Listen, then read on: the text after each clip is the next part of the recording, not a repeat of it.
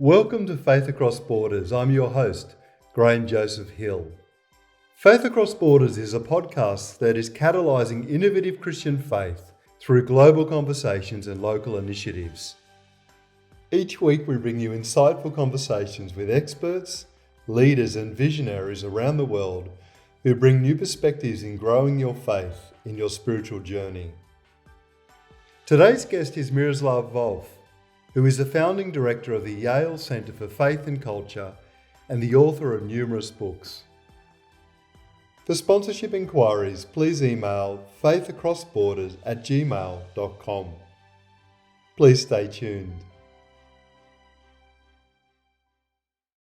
Miroslav Volf was born in Croatia and raised in Serbia.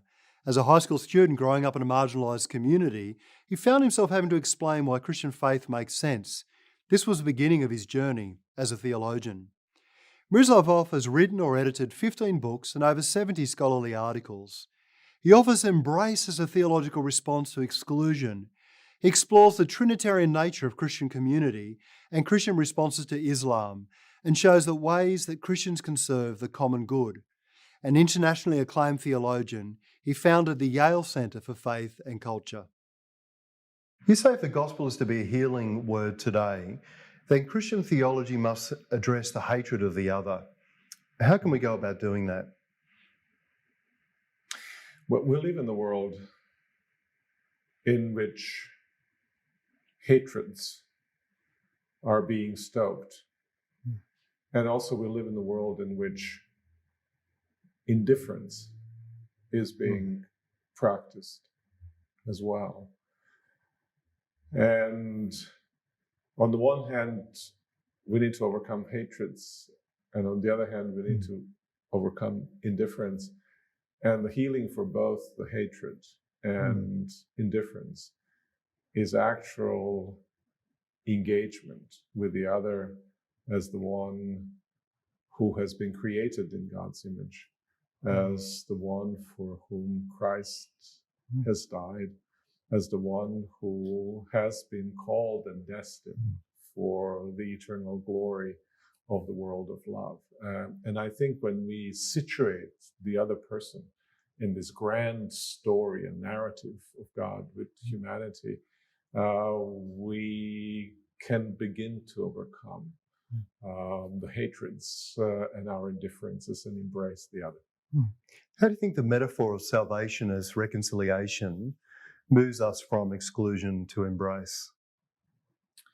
Reconciliation obviously is the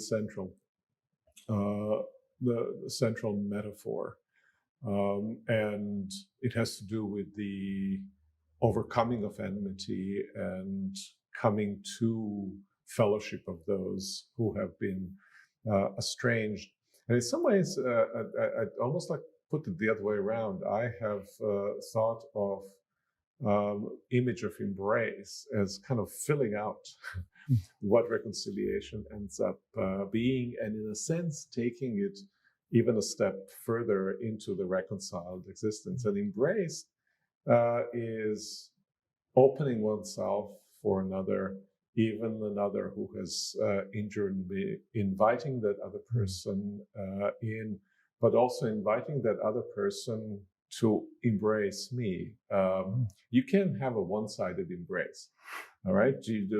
But embrace, by very definition, is a kind of a mutual thing.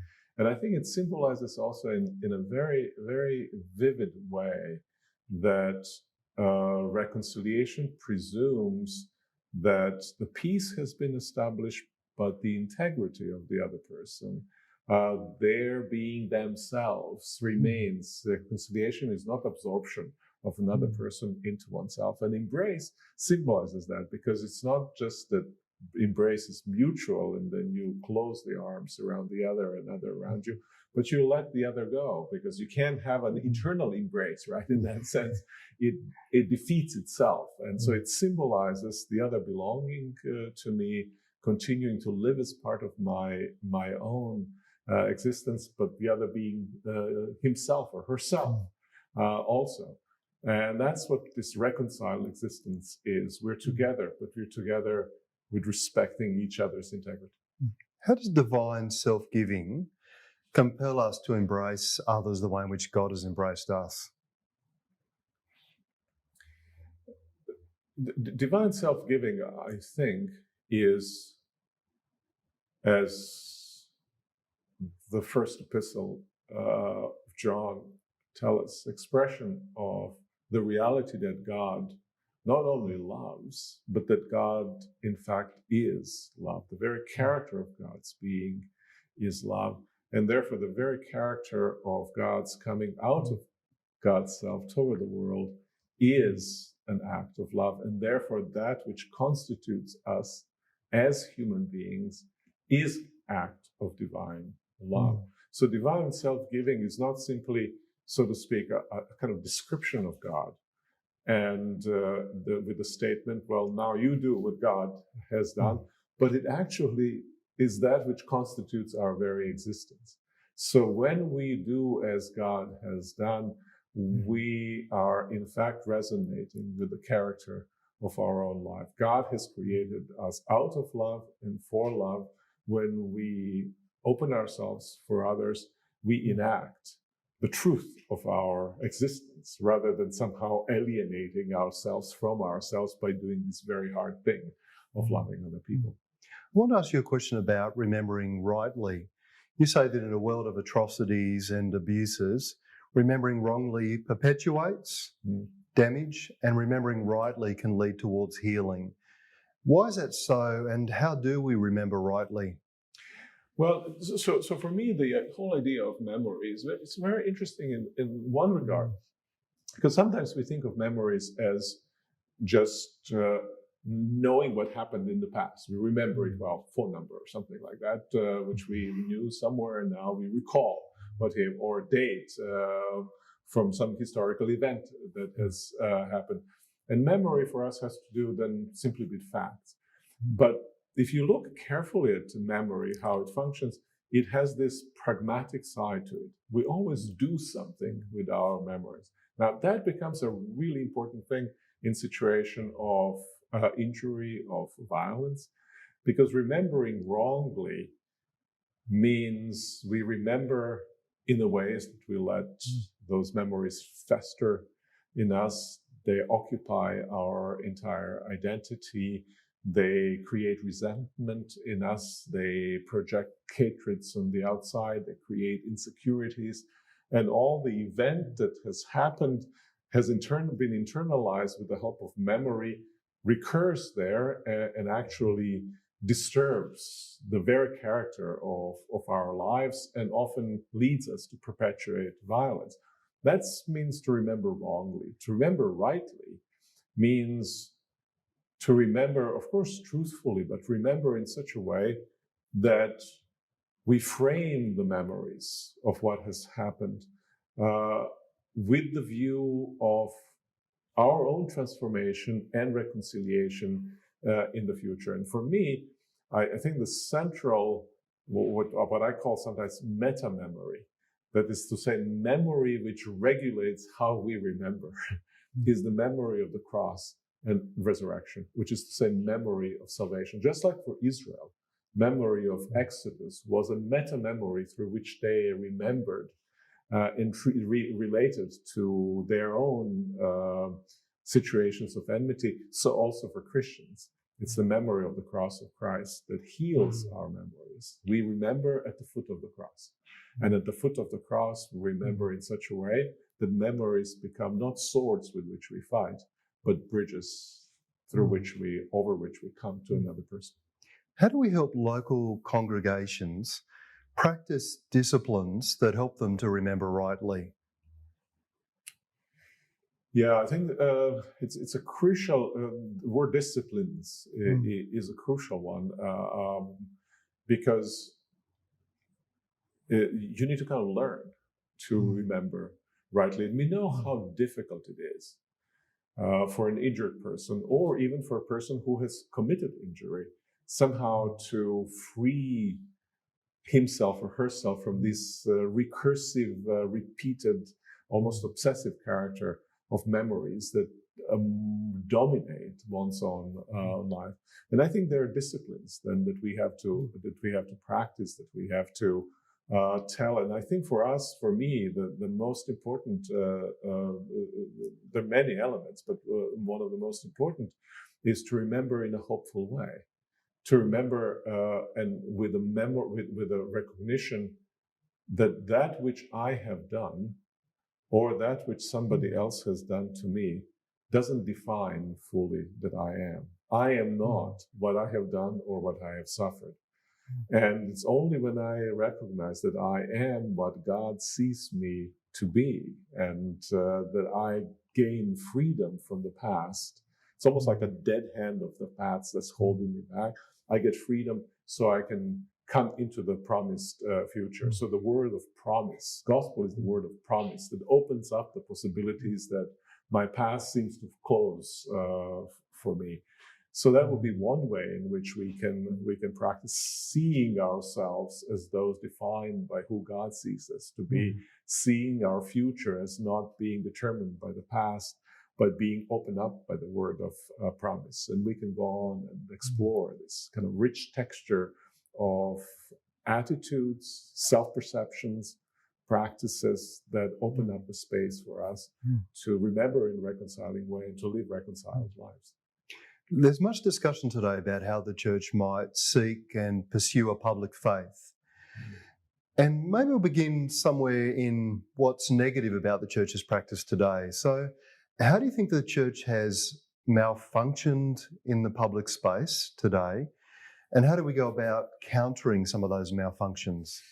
Yeah, I think there are a number of different, malfunctions, but I have identified, especially in my book, A Public Faith, I've identified two major ones. And one of those malfunctions is the coerciveness of faith. When faith somehow, when we as Christians think that we have to and are called to impose our life, our views and positions on others. And this is kind of the temptation of the Christendom account of Christianity, where we want to regulate the entire public space and push everybody out who disagree from us. Then the other, almost like an opposite malfunction of faith, is when faith ceases to be engaged with public domain, becomes almost like a small sectarian club, or becomes privatized, reduced to my private feelings or our communal morality, but somehow doesn't shape in a significant way the entirety of our lives. Our workspace then becomes a secular space, and our home space is, let's say, a Christian space. And this kind of separation is what I call the idleness of faith. Faith isn't active where it's supposed to be in the entirety of the space where it's supposed to be active. And often I think one kind of conditions the other, right? We try to impose. When we don't succeed, we retreat.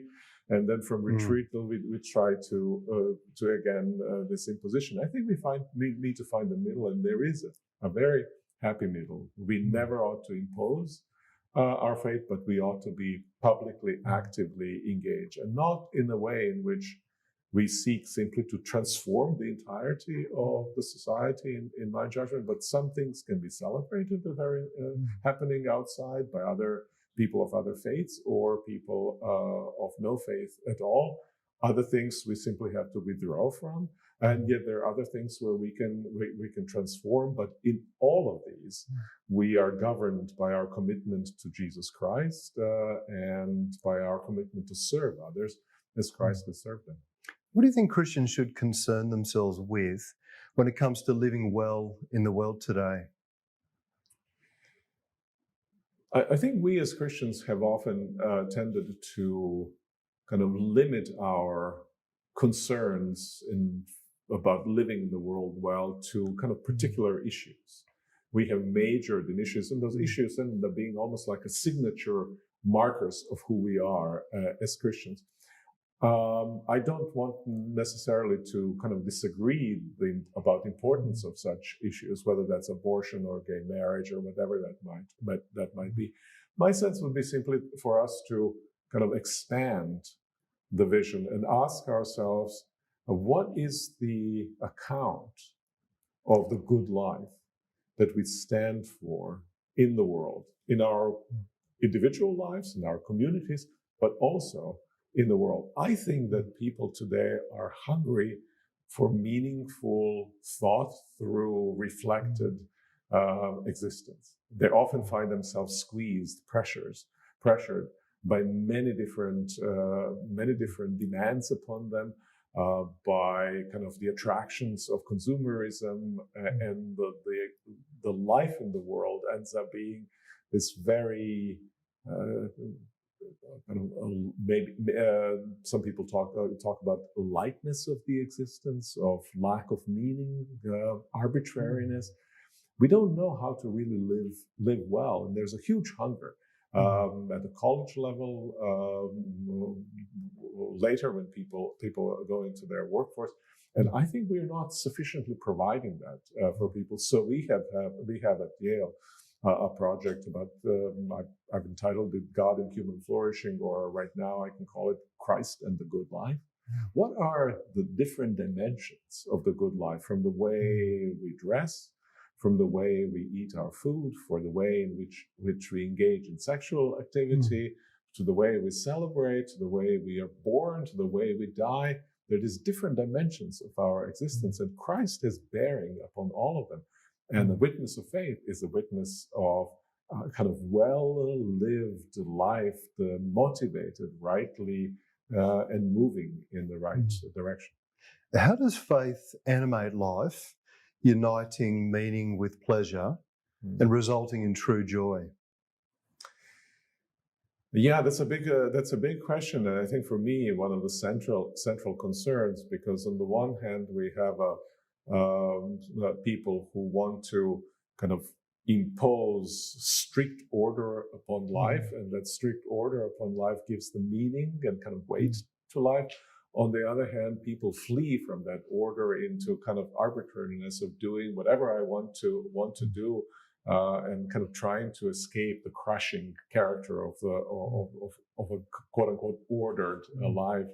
And trying to experience freedom, and freedom often in pleasure. And I think what we need to look for ways, and Christian faith provides, I think, the beautiful way in which we can overcome this dichotomy between meaning and pleasure. And I think much can be said about it, but one important thing for me is that that when we experience the world as a whole, when we experience individual things in the world, whether that's a meal or a conversation or a walk through the woods, whatever that might be, when we experience that as a gift of God, I think it gives depth of meaning and depth to a pleasure of our lives. You know, I use the example in the new book that I've just about to be released, called Flourishing. I use the example of my father's gold-nibbed pen, Pelican gold-nibbed pen, which he has given to me. And when I use this pen, obviously I can use it, but forgetting that it was my father's gift. But then I would be foolish to just have this object that's beautiful in its own right, but not remember that it's a gift from my father. When I remember that it's a gift from my father, suddenly there's kind of a depth of pleasure to this. Every time I take it, it has a meaning. It's not just the pleasure in the object, it's a pleasure in a whole set of relationship, and it gives a depth to meaning. Something similar happens, I think, when we discover the world as a gift to us from God, then we can enjoy it in much deeper way.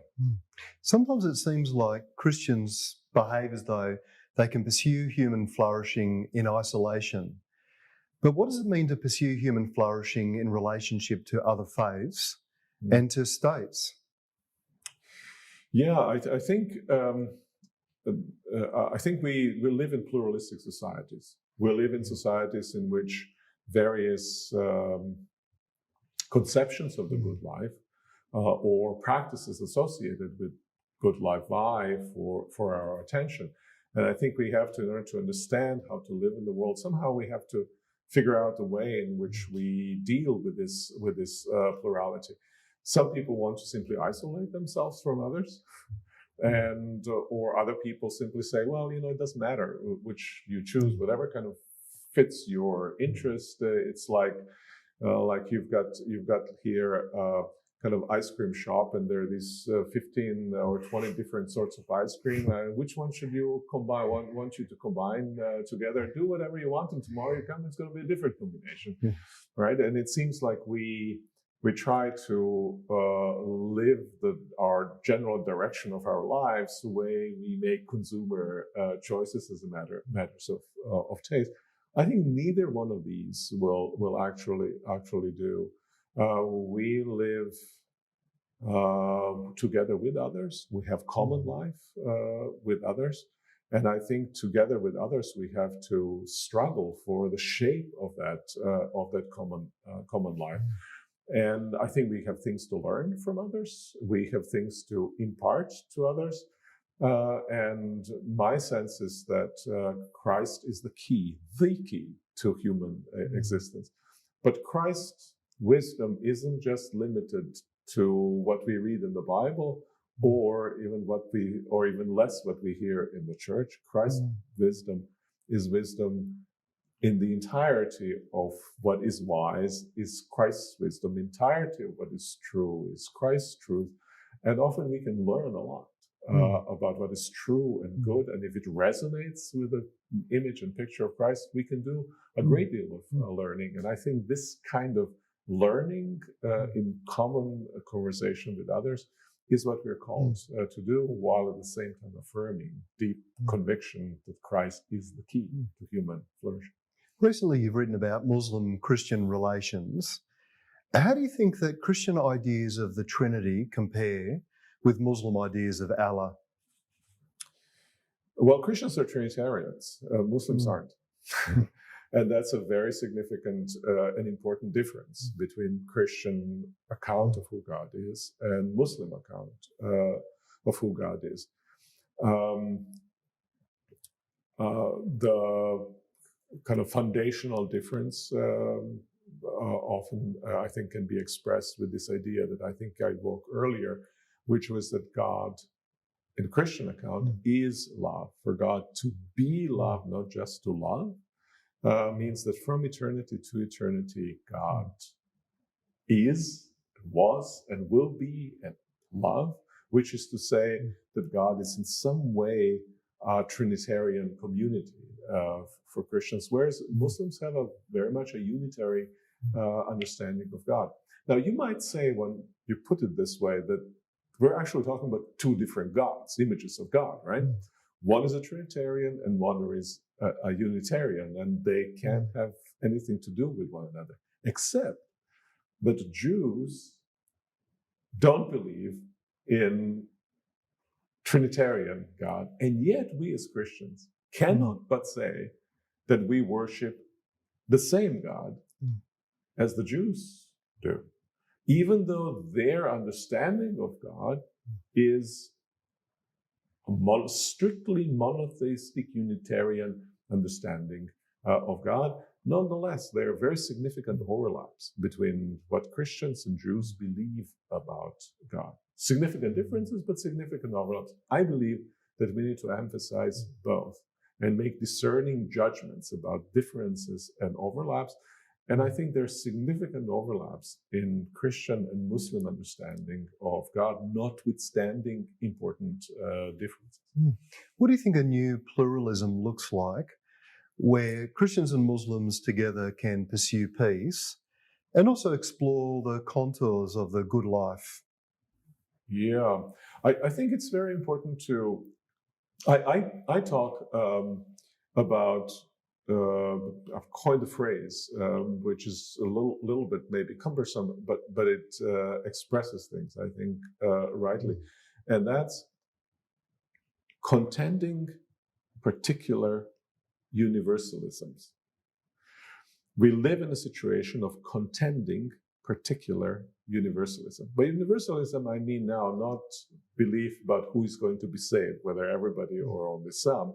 By universalism, I mean the worldviews which claim that they're true for all human beings, that are universally true rather than for some human beings. There are folks who think of pluralism as one religion, Islam, is true for Muslims, Christianity is true for Christians, Buddhism is true for Buddhists. I consider this kind of pluralism as irresponsible. I think both Islam, all these religions claim to be true for all human beings. Now, but they all make their claims, therefore they contend with one another, because obviously they're different and they can't be all in all respects true, right?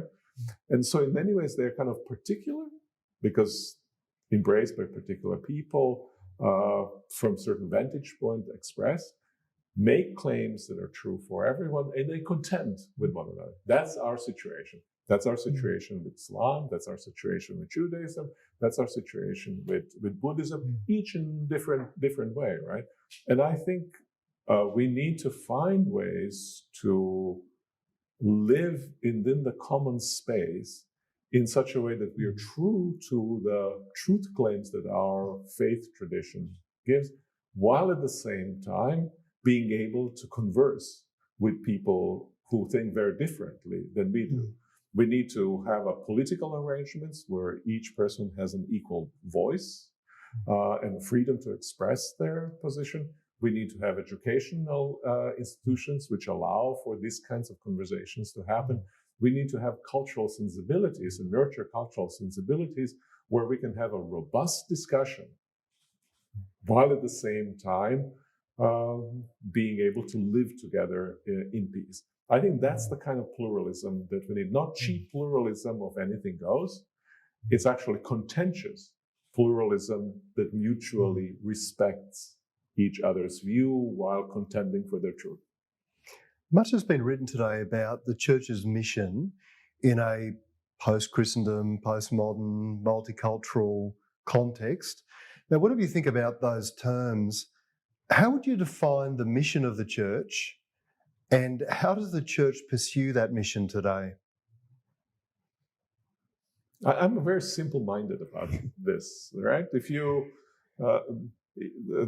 I've described kind of the context and a kind of framework in which we live, this contending particular universalisms and the kind of struggle for truth in the context of embraced pluralism, right? So I embrace it as a project, even though I contend for it from my own particular perspective. Now, once you have this kind of framework on, and I think I can defend very well on Christian grounds this framework, then my position in terms of witness is a very simple one. I was just recently in Colmar in France and saw the Isaheimer altarpiece. And Karl Barth was famous by saying the goal of a theologian, goal of the preacher, is the same as can be expressed with the image of John the Baptist on this beautiful altarpiece from Isenheim. And this is, you have John the Baptist with his fingers kind of pointed out toward Jesus Christ. The entire goal of the church, entire nature of the church and its mission is expressed in this finger. It's not about us. It's not about Christianity. It's not about anything that we have to offer. It's all about who Jesus Christ is. Christ is the key to humanity. Christ is the one for whom the whole creation has been created. Christ is the one who is coming in glory. All the mission of the church is a mission about Jesus Christ. And so bearing witness, and so it's very interesting how weak that finger is, right? It's not finger here, it's not finger pointed like this. It's finger pointed toward the crucified. It's an amazingly beautiful image. It's everything about the witness away from oneself, nothing about the power, everything of the power of the one whose power is very much different than the power of the world. When people make comment about your work, what is most misunderstood? Oh my goodness! I think the book that has been most misunderstood is the book on that I wrote on Allah, a Christian response. I think that the most egregious kind of misunderstanding of the book was I think somebody wrote that I was advocating something like Chrislam, right?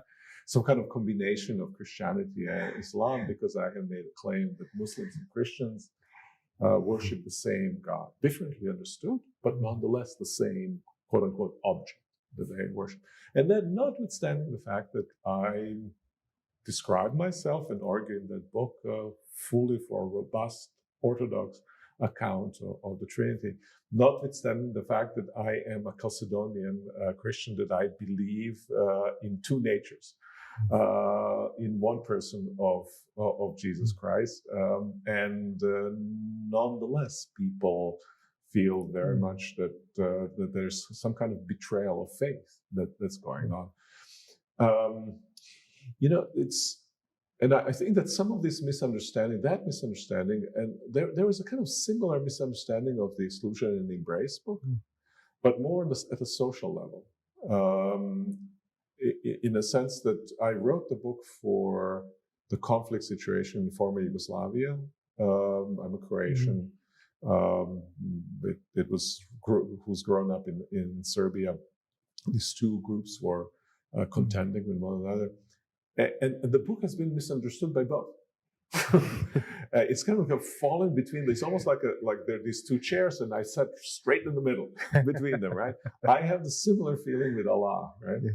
That I sat between the chairs, but I think the chairs are wrongly placed.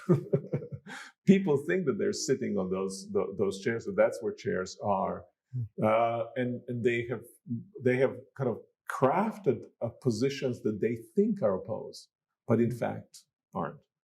And I'm hopeful that just as it was the case with Exclusion and Embrace, and now suddenly when there's a little bit less of contention, people can see the overlaps, people can see how while remaining Croats and while remaining Serbians, they can still live with one another, right? And because they have overlapping not just interests, but overlapping convictions, right?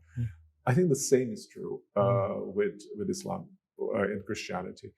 We can be and ought to be Christians in the full sense of the word. We ought to bear witness to Christ, to every human being, including Islam. But there's absolutely no reason why we can't recognize, and not just recognize, but celebrate it, the good that is there in the Muslim tradition, and indeed help Muslims call their own wayward followers back to whatever might be construed or as an authentic form of Islam. If you're only able to give one exhortation to the church today, what would be the final thing that you'd want to say to them?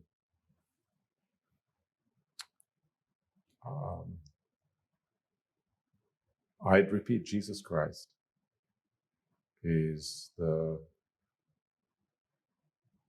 reason why I am a Christian. Jesus Christ is the reason why church is a church. Jesus Christ is the reason why I believe the church, to the extent that it follows Christ, will have a future. Miroslav Volf, thank you for joining us.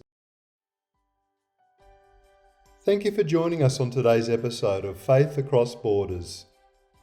If you want to stay connected with us and receive updates on future episodes, be sure to subscribe to our podcast on Anchor, Apple Music, and Spotify. You can also follow us on social media at Faith Across Borders to join the conversation and share your thoughts. Stay tuned for more engaging discussions and enlightening episodes.